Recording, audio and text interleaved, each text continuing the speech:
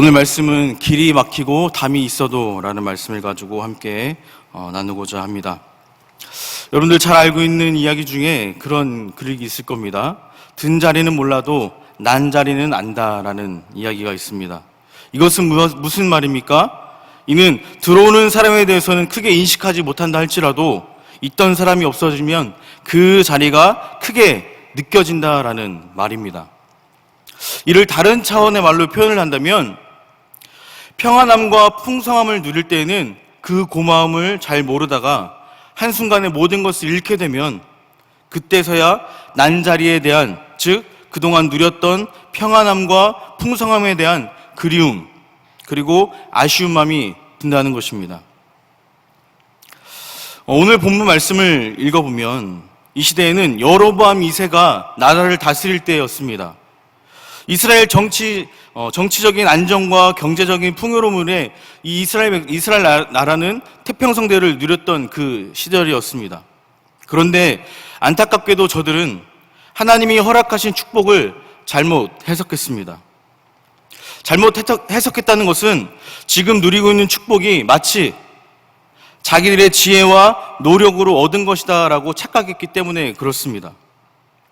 더욱이 황당한 것은 하나님께서 허락하신 이 은혜를 우상이 준 축복이라고 생각했다는 사실입니다. 그래서 그들은 어리석게도 오늘 5절 말씀에 그들은 이렇게 이야기를 합니다. 그들이 내 떡과 내 물과 내 양털과 내 삶과 내 기름과 내 술들을 내게 준다라고 말하고 있습니다. 이것은 마치 여러분 출애굽기 32장 4절 말씀을 보면 아론이 시내산 중턱에서 금송아지를 만들고 이스라엘아, 이는 너희를 애굽 땅에서 인도하여 낸 너희의 신이로다 라고 선포했던 것 같은 그런 것 같은 상황이다라는 것이죠. 은혜는 하나님께 받고 그 감사는 누구에게 하는 것입니까? 바로 우상에게 돌려주는 것입니다. 여러분, 이것처럼 어리석고 패역함이 여러분 어디 있겠습니까? 우리가 살아가면서 우리는 늘 조심해야 되지만 어쩌면 가난할 때보다 부할 때 우리는 더 조심해야 할 때가 있습니다. 사람이 죄를 짓고 방탕에 빠지는 것은 가난할 때보다 부유할 때 더 많이 있기 때문에 그렇습니다. 물질적으로 넉넉하지 않아 먹고 사는 일에 정신없이 바쁠 때는 여러분 죄를 지을 겨를이 없습니다. 그런데 돈과 시간의 여유가 있을 때는 어떻습니까? 딴 생각할 때가 많이 있다라는 거죠. 저도 주변에서 그런 분들을 몇몇 보게 됐는데요. 그래서 우리는 어떻습니까? 부유할 때 더 조심해야 된다라는 것입니다. 특히 우리는 물질을 잘 관리하지 못하면 오히려 그 물질이 우리에게 디딤돌이 아닌 무엇이 됩니까? 걸림돌이 되고 만다라는 것입니다. 그래서 성경 디모데전서 6장 20절 10절 말씀은 이렇게 이야기를 합니다. 돈을 사랑함이 일만하게 뿌리가 되나니 이것을 탐내는 자들은 미혹을 받아 믿음에서 떠나 많은 근심으로써 자기를 찔렀도다라고 말씀하고 있습니다. 여러분, 지금 이스라엘은 가난함이 문제가 아닙니다. 이스라엘 백성은 이 부유함을 관리할 능력이 없음이 문제다라는 것입니다. 오히려 그 부유함으로 인해서 죄를 짓게 되고 또 사단의 미혹으로 하나님께로부터 멀어졌던 이스라엘 백성들의 모습을 우리는 발견할 수 있게 되는 것입니다. 여러분, 우리가 읽지는 않았지만 1절에서부터 우리가 3절까지 쭉 말씀을 보면 그들의 패역함, 음란함에 대해서 쭉 기록하고 있는 것을 우리는 보게 됩니다. 아니야 다를까 하나님께서는 4절 말씀에 뭐라고 이야기합니까? 내가 그의 자녀를 긍휼히 여기지 아니하리니 라고 말씀하고 있습니다. 즉 그동안 하나님께서 베풀었던 그 긍휼함, 그 은혜를 하나님께서 이제는 뭐라고 말씀하십니까? 이제는 멈추겠다라고 말씀하고 있는 것입니다. 그동안 내가 이스라엘 백성들을 사랑하고 그들을 도왔지만 너희들의 패역함을 통해서 너희들의 그 죄를 봄을 통해서 이제는 내가 너희들에 대한 긍휼을 끊어버리겠다라고 하나님께서는 말씀하고 있는 것입니다. 여러분, 쉬운 말로 표현하면 이렇게 표현하는 것이죠. 하나님께서 그래, 나 없이 한번 잘 살아봐라. 그리고 그들에게 뭐라고 말씀하십니까? 4절 말씀 보면 그들에게 음란한 자식들이라고 하나님께서는 말씀을 하십니다. 즉 이 말씀은 무엇입니까? 이 나쁜 놈들, 배은망덕한 놈들, 예의도 없고 버르장머리 없는 놈들이라고 하나님께서는 이스라엘 백성들에게 등을 돌리는 것을 우리는 보게 된다라는 겁니다. 오늘 본문에서 하나님은 8절, 9절에서 말씀을 보면 우리 같이 한번 읽어볼까요? 8절에서 9절 말씀입니다. 우리 같이 한번 읽어보겠습니다. 곡식과 새 포도주와 기름은 내가 그에게 준 것이요 그들이 바알을 위하여 쓴 음과 금도 내가 그에게 더하여 준 것이거늘 그가 알지 못하도다. 그러므로 내가 내 곡식을 그것이 익을 계절에 도로 찾으며 내가 내 새 포도주를 그것이 맛들 시기를 도로 찾으며 또 그들을 벌거벗은 몸을 가릴 때 내 양털과 내 삶을 빼앗으리라. 하나님께서는 이 8절에서 9절 말씀을 통해서 또 말씀하시는 겁니다. 이제 더 이상 저들에게는 아무것도 주지 않겠다라고 하나님은 선언하고 있는 것입니다. 사실 여러분 서로가 서로의 마음이 하나가 되면 내 것과 내 것의 구분이 없습니다. 내가 누군가에게 주는 것이 여러분 아깝지 않다라는 것이죠. 내가 그 사람에게 주면 그 사람은 너에게 어떻습니까? 다시 돌려주죠. 그래서 물건을 서로 통용하게 됩니다. 그러나 사랑하지 않는 사이는 어떻습니까? 내가 그 사람에게 주는 것조차 작은 것조차 여러분 아깝다라는 거죠. 오늘 본문을 보면 하나님께서는 이제는 내가 너희들에게 주었던 그 모든 것 다 끊어버리겠다라고 말씀하고 있으십니다. 오늘 본문에서는 하나님께서 내 곡식, 내 새 포도주, 내 양털, 내 삶 이것이 내 것이다라고 분명히 말씀하고 있다라는 거죠. 우리가 서로 통용할 때는 내 것, 네 것 따집니까? 그렇지 않지요. 근데 하나님께서는 오늘 본문 말씀을 통해서 이 모든 것이 내 것 이렇게 구분을 지었다라는 거죠. 즉 무엇입니까? 주는 자와 받는 자를 정확하게 짚고 넘어가겠다라는 것입니다. 이 말씀을 통해 보면 제가 생각할 적에 하나님은 화가 나셔도 단단히 화가 나신 것 같습니다. 여러분 사랑하면 줘도 아깝지가 않습니다. 그런데 사랑이 식으면 어떻습니까? 본전이 생각나기 시작합니다. 그래서 엄밀히 말하면 하나님께서는 사랑이 식으셨다라는 거죠. 사실 여러분 감사하지 못하는 자 그리고 자기 것만 챙기려는 자 옳고 그름을 분간하지 못하는 자에게는 어떻습니까? 줘봐야 소용이 없습니다. 왜 그렇습니까? 받는 것이 당연하다고 생각을 하는 겁니다. 또 그렇게 생각하니 어떻습니까? 받아봐야 감사치 못할 것이다라고 판단하게 되니 우리는 줘도 의미가 없다는 것을 내 스스로가 판단하게 된다는 거죠. 사랑하는 여러분, 지금 우리는 어떻습니까? 우리는 그동안 평안함과 풍성함 그것을 하나님으로부터 받으면서 우리는 누리면서 살아왔습니다. 그런데 안타깝게도 우리는 하나님께서 우리에게 허락하신 그 축복을 마치 우리의 능력과 우리의 노력으로 얻은 것처럼 착각하며 살아가고 있습니다. 그래서 우리는 하나님의 은혜에 감사하지 못한 채 살아가고 있는 것입니다. 오히려 우리는 그 하나님께서로부터 받은 그 축복과 그 평안함과 그 풍성함을 어디에 씁니까? 죄를 짓는 데 쓰고 있다라는 것이죠. 즉 말씀 위에 바로 서지 못한 채 세속적인 일에만 신경을 쓰며 살아가니 하나님께로부터 받은 그 은혜는 다 잊고 내 마음대로 살아가게 된다라는 겁니다. 우리가 그렇게 살아가는 사이에 우리는 지금 이 어려운 시기를 직면하고 있다라는 거죠. 하나님께서는 오늘 본문 6절 말씀에서 이렇게 말씀하십니다. 내가 가시로 그들을 막으며 라고 말씀하십니다. 그리고 담을 쌓아 라고 말씀하시죠. 저들이 길을 찾지 못하도록 할 것이라고 하나님께서 경고하고 있는 것입니다. 그리고 눈앞에 길이 보이는데 어떻습니까? 가시가 우리의 눈을 가로막지 못해서 보지 못함이 안타깝고 또 반대로 담이 막혀서 아무것도 볼 수 없음에 우리는 안타깝다라는 겁니다. 그리고 우리가 갈 수 있는 길들이 막혀있기 때문에 우리는 한 걸음도 내질 수 없음에 안타깝다라는 것입니다. 여러분 미래가 보이고 미래를 가늠할 수 있다면 그리고 우리가 미래를 향해 발걸음을 내디딜 수 있는 것은 어떻습니까? 큰 기쁨입니다.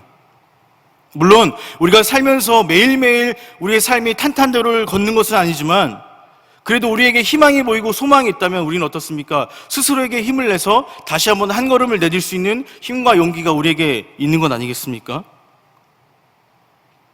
새로운 길을 개척하면서 나아갈 수 있는 것도 감사한데 우리는 지금 어떻습니까? 지금 우리의 상황은 코로나라는 가시가 쌓여 있어 우리에게 손을 쓸 수 없고 또 코로나라는 담이 막혀 있어서 어떤 계획을 세울 수 없음에 굉장히 마음이 안타깝다라는 것입니다. 생각해보면 지난 3개월간 우리가 겪은 고통은 계획을 세울 수 없을 정도의 고통이 너무나도 큽니다. 즉 앞일을 가늠할 수 없을 정도로 우리에게 고난이 닥쳐 있다라는 거죠. 앞으로 어떻게 될 것인가에 대한 그것을 알아야 계획을 세울 텐데 어떻습니까? 그것조차 세울 수 없는, 알 수 없는 우리는 길에 놓여져 있다라는 것이죠. 지금은 그 누구도 이 바이러스가 언제 어떻게 가라앉을지 모르기 때문에 답답하기만 하다라는 것입니다. 사랑하는 여러분, 우리는 이럴 때일수록 하나님의 뜻을 깊이 깨달아야 하고 고난 앞에서 각자의 자신의 믿음을 우리는 점검해 봐야 합니다. 특히 우리가 잊지 말아야 할 것은 요한계시록 3장 7절 말씀에 보면 이렇게 말씀하고 있습니다. 하나님께서 열면 닫을 사람이 없고 하나님께서 닫으면 열 사람이 없다라는 말씀을 우리가 기억했으면 좋겠습니다. 즉 하나님께서 가시로 막으시고 담으로 쌓아 길을 찾지 못하게 하시면 그 누구도 앞을 향해 나아갈 수 없음을 깨달으시길 바랍니다. 그런 반면에 하나님께서 그 길을 여시고 그 길을 우리에게 보여주시면 우리는 그 길을 걸어갈 수 있다라는 거죠. 그래서 오늘 본문 말씀에서도 10절 말씀을 보면 이렇게 말씀하고 있습니다. 후반절 말씀을 보면 그를 내 손에서 건져낼 사람이 없으리라 라고 말씀하고 있는 것입니다. 즉 무엇입니까? 내가 그들을 건져낼 수 있는 사람은 나밖에 없다라는 것입니다. 즉 우리가 하나님 앞에 구하지 않고 찾지 않고 두드리지 않으면 우리의 현재의 문제들이 여러분 해결되지 않는다라는 거죠. 우리의 막힌 담, 그 높은 장벽들을 우리는 허물 수 없다라는 것을 하나님께서는 말씀해주고 있는 것입니다. 그렇다면 우리의 모든 길이 막히고 하나님께서 우리를 완전히 여러분 버리신 것일까요? 아니다라는 거죠. 하나님은 우리의 아버지가 되시기 때문에 여러분 잘 알고 있듯이 여러분 자식을 이기는 부모는 없습니다. 그렇듯 하나님은 반드시 당신의 자녀를 수렁과 웅덩이에서 건져주실 것이다 라는 거죠. 지금의 이 어려운 상황에서 하나님은 반드시 더 좋은 것으로, 더 선한 것으로 우리의 교회들을 세우기 위해서, 일으켜 세워지기 위해서 하나님은 더 풍성한 것으로 채워주실 것이다 라는 거죠. 목사님께서 늘 말씀하시지만 저는 이번 이 코로나 사태를 통해서 하나님께서는 분명히 큰 놀라운 일하심이 저는 있을 거다라고 저는 믿습니다. 하나님께서는 그동안에 흩어졌던 수많은 가족들을 어떻게 하셨습니까? 이 코로나를 통해서 가정으로 모이게 하셨죠. 즉, 그 대안은 무엇입니까? 가정에서 여러분 예배가 회복되어져야 되는 것이죠. 그 예배가 회복되어져서 어떻게 됩니까? 다시 교회로 와서 주일에 예배까지 이어져야 되는 거죠. 결국 그것을 통해서 우리는 어떻습니까? 다음 세대들의 믿음이 계속 흘러갈 수밖에 없는 그런 상황을 저는 하나님께서 우리에게 이번 코로나를 통해서 우리에게 보여주시고 그 길을 열어주실 것이다 저는 믿습니다. 지금 저도 이제 아동부를 이제 그렇게 하려고 지금 계획을 하고 있습니다. 그래서 매주마다 가정 예배서를 만들어서 가족과 함께 예배를 드리고 주일 함께 예배 올 수 있도록 그렇게 해서 지금 준비를 하고 있는데요. 저는 이번 코로나를 통해서 정말로 하나님께서 한국교회를 사랑하고 온 세계의 교회를 사랑하기 때문에 모이게 하기 위해서 하나님께 주신 저는 축복이다라고 저는 믿습니다. 물론 이것을 통해서 아픔과 우리에게 상처가 있지만 하나님은 하나님의 교회를 세우기 위해서 하나님의 성도들을 세우기 위한 가장 큰 저는 축복의 통로다라고 저는 믿고 싶습니다. 여러분들도 그렇게 믿으셨으면 좋겠습니다. 힘들고 어렵지만 여러분 그것을 믿음의 눈, 영적인 눈으로 바라보시면 그것이 하나님의 축복임을 우리는 깨닫게 될 것이다 라는 거죠.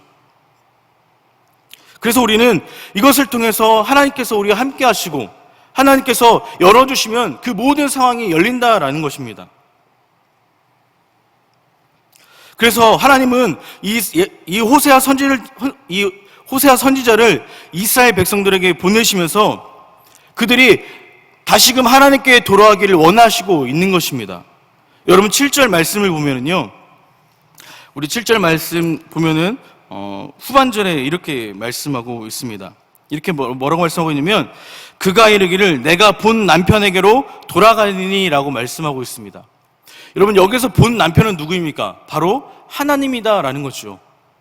즉, 우리가 그동안 세상에서 방황했다면, 세상과 하나님, 우리가 양다리를 걸치고 있다면 이제는 세상의 발을 끊고 하나님께로 온전히 집중하기를 원하신다라는 거죠.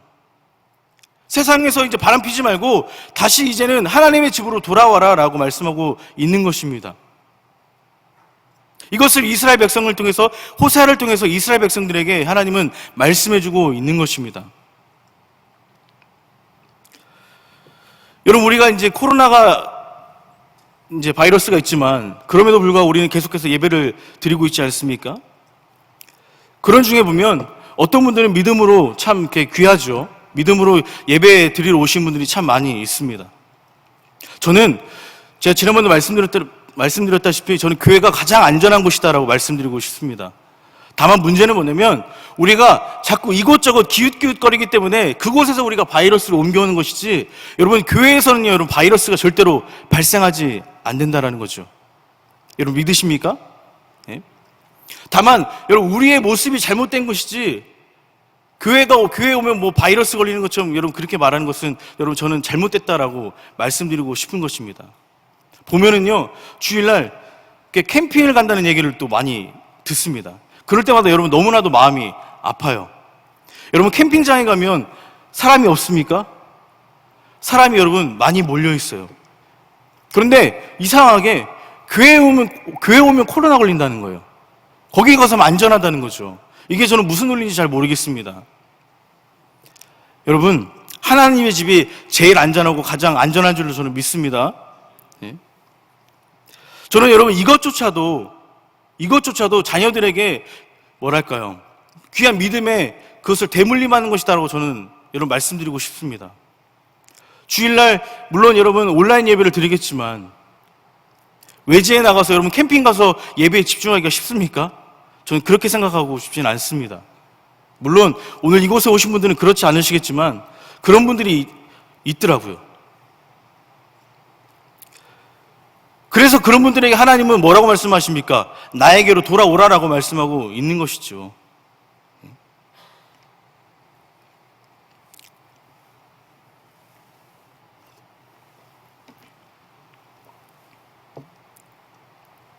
그렇다면 우리는 하나님에게 돌아가기 위해서 구체적으로 어떤 결단을 내려야겠습니까?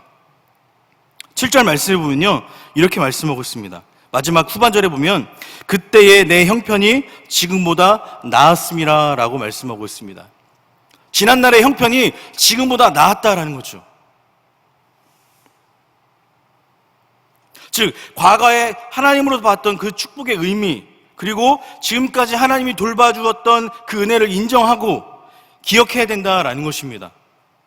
받은 은혜를 기억하는 데서부터 우리의 회복은 여러분 시작되는 줄로 믿습니다. 여러분 제가요 2005년도에 이제 신학교를 들어갔거든요. 근데 2006년도 겨울에 폭설이 왔습니다. 그래서 저희 부모님이 농사를 짓던 그 비닐하우스가 다 주저앉았어요. 그 눈에 그 무게를 이기지 못해서 결국 그것으로 인해서 경제적인 어려움을 겪게 됐습니다. 결국 같이 농사를 짓던 저희 아버지 친구분은 이제 파산을 신청해서 그런 상황을 이제 처하기도 했고요. 물론 저희 부모님도 그런 게 파산을 신청해야 되나 말아야 되나라는 기로에 서 있었습니다. 그럼에도 불구하고 저희 부모님은 끊임없이 하나님께 이제 부르짖으면서 기도했습니다. 하나님, 이 문제를 해결해 주셨으면 좋겠다라고. 그러던 와중에 2달인가 3달이 지났을 때쯤에 하나님께서는 정부의 그 지원을 통해서 다시금 이렇게 어느 정도 회복할 수 있는 그 시설을 다시금 이제 세울 수 있는 그 정부 지원금을 이제 지원해줘서 다시금 이제 시작할 수 있는 힘을 다시 시작할 수 있는 그런 힘을 이제 허락해 주셨습니다. 그 이후로부터 하나님께서는 저희 가정에게, 저희 부모님에게 축복해 주시면서 저희 가정이 물론 넉넉하진 않지만 하나님의 은혜로 이렇게 세워져 가는 것을 저는 이렇게 보게 되었습니다. 저는 그것을 생각해 볼 때에 지금 생각해 보면 참 그것이 진짜 하나님의 은혜가 아닌가라는 생각을 하게 됩니다. 여러분, 그 당시에는요, 너무 어렵다 보니까 제가 학교를 가야 되잖아요. 이제 학교 갈 차비가 부모님께서 저에게 용돈을 못 주시니까요. 차비도 못 주시고, 그다음에 밥을 사 먹을 수 있는 이제 그런 식사 끼니도 이제 할 수 없는 이제 용돈이 없게 되는 거죠. 그렇게 이제 거의 한 학기를 이제 어렵게 이제 보냈던 것 같습니다. 근데 하나님께서는 그 모든 것들을 기억해 주시고 언제 그랬냐는 듯이 저희 가정을 이렇게 회복시켜 주셨습니다. 여러분, 그런 어려운 시기를 여러분 저만 겪었겠습니까? 아마 오늘 이 자리에 오신 여러분들도 아마 저마다 한 번쯤은 그런 어려운 시기들을 겪었을 것입니다. 우리는 모두 지난 시절을 어렵게 살았습니다. 그러나 하나님께서는 어떻습니까? 그 모든 시절들을 그때마다 은혜로 지켜주시고 채워주셔서 지금 우리가 여기까지 온 것 아니겠습니까? 그렇기 때문에 우리는 어떻습니까? 그 은혜를 기억해야 된다라는 것입니다. 지금의 힘듦과 아픔을 여러분 기억하지 마시고요. 지난날 하나님께서 나와 함께 하셨던 그 하나님의 은혜를, 그 축복을 여러분 기억하셨으면 좋겠습니다. 그것을 다시 한 번 더 깨닫고 고백하는 것에서부터 우리의 회복은 시작되기 때문에 그렇습니다. 지금 힘들다고, 그래서 못 살겠다며 원망하고 불평하는 것은 우리의 문제를 여러분 해결할 수 있는 것은 아닙니다. 지금 우리는 바이러스의 고난을 겪고 있는 중에서 우리가 반드시 잊지 말고 기억해야 될 것은, 예전에는 어떻습니까? 마스크 없이 자유롭게 여러분 예배를 드리지 않았습니까? 목소리 높여서 찬양하지 않았습니까?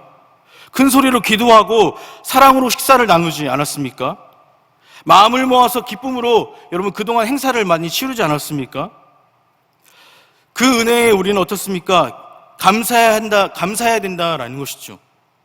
그 시절을 감사하지 못하면 우리는 그 앞으로 어떤 회복도 우리는 맛볼 수 없기 때문에 그렇습니다. 여러분, 앞에 서니까요, 마스크 없이 쓰잖아요. 얼마나 이렇게 자유로운지 모르겠어요. 여러분 답답하시죠?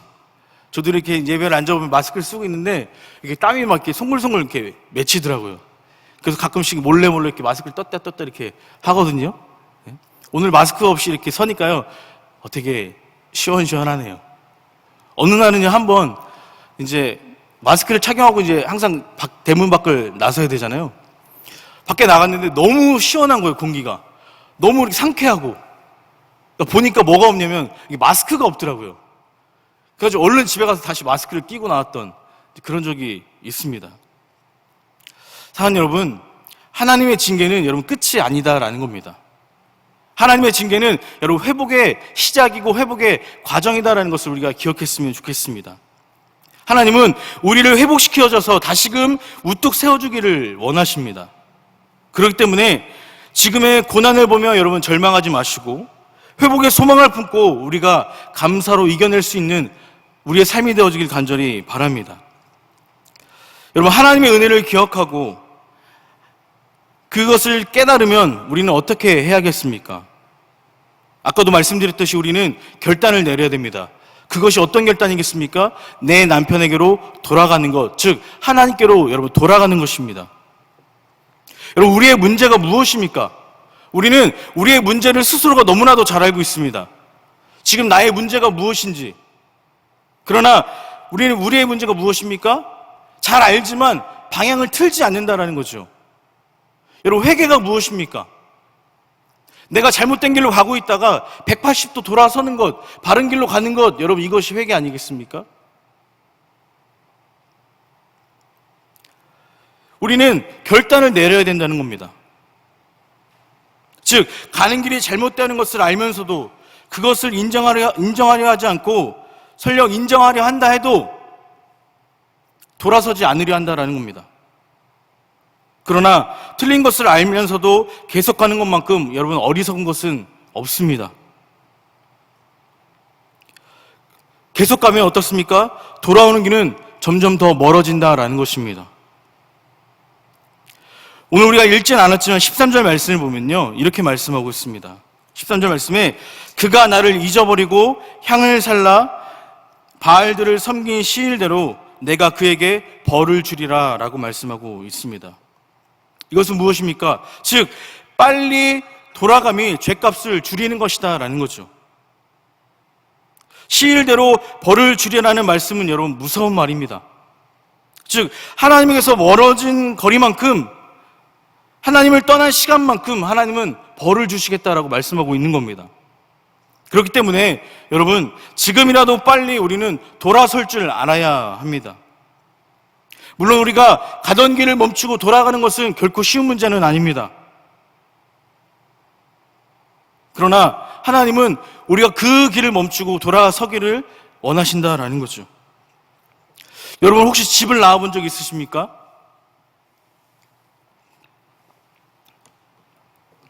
늘 집을 나오시죠. 제가 고등학교 때요, 살짝 방황하던 시절이 있었습니다. 그래서 집을 뛰쳐나온 적이 한 번 있었습니다. 그런데 여러분, 제가 그때 깨달은 게 있었어요. 뭐냐면 집을 뛰쳐나오는 거는 쉽습니다. 그런데 다시 집으로 돌아가는 건 어렵더라고요. 그러니까 내 발로 내가 집을 찾아 들어가는 게 그렇게 어렵더라고요. 그러니까 집은 코앞인데 몇 발을 조금만 내디디면 집인데 그 발걸음이 여러분 떨어지지 않더라는 것이죠. 여러분 우리가 잘 알고 있는 여러분 돌아온 탕자 이야기 잘 알고 있으시죠? 여러분 우리가 돌아온 탕자의 믿음이 대단하다고 말할 것은 무엇입니까? 그가 집으로 돌아왔기 때문에 대단하다고 이야기하는 겁니다. 여러분 돌아가야 아들의 지위가 회복된다라는 것이죠. 여러분 우리가 하나님께로 돌아가야 우리가 하나님의 자녀로 회복된다라는 것입니다. 사랑하는 여러분, 오늘 이 밤에 우리가 하나님께로 돌아가 우리가 하나님의 자녀됨을 회복하는 귀한 시간이 되어지기를 간절히 바랍니다.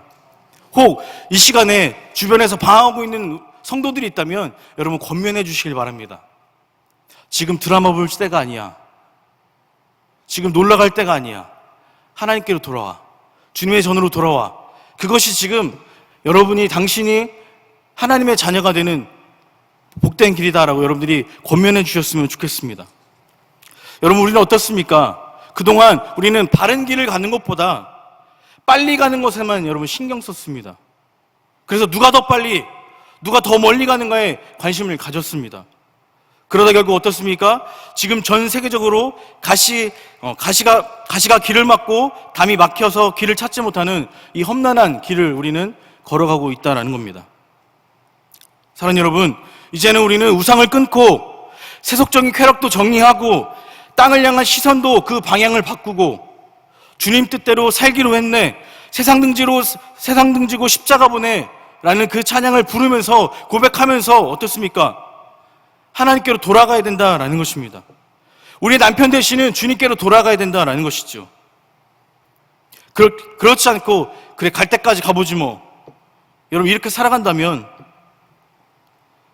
우리는 오늘 7절 말씀처럼 그가 그 사랑하는 자를 따라갈지라도 미치지 못하고 만나지 못하도록 하나님께서는 막으시겠다라고 말씀하고 있습니다. 우리가 하나님께 돌아오지 않으면 하나님께서는 계속해서 막으시겠다라고 말씀하고 있는 거죠.